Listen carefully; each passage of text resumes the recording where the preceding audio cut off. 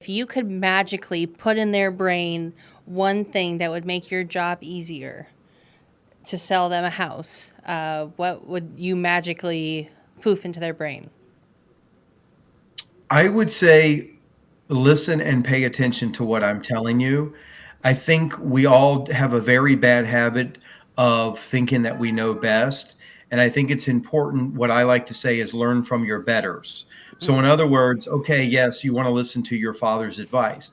Okay, your father sold 3 houses in 30 years. I've sold hundreds on top of hundreds of houses in my 20 plus year career. So clearly I know best.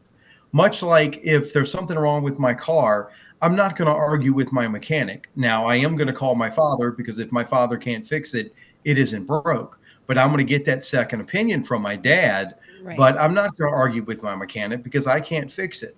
So I think that's probably the biggest thing is that and if you're getting a good recommendation and a referral, there's a reason for that. If everybody's telling you this agent is great, this mechanic is great, this plumber is great, this person is great, there's truth to that. They are great. So listen and pay attention and let's go on the ride.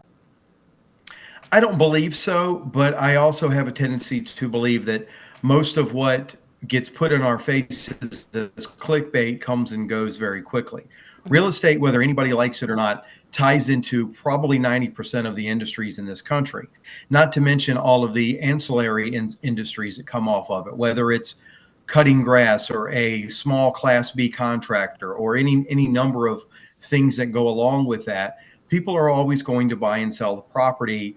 They're always going to want to either A, move into a bigger property, downsize, or quite honestly, if they're not ready to buy a property, the news is not going to convince them otherwise. It all depends on where you are in your life at that time. And every state is different. There are pockets in every state that aren't selling that great right now for whatever reason. And then there's pockets that are doing well. That's just the ebb and flow of life and business in general, as far as I'm concerned. Nobody is buying your house because of the sign in the yard.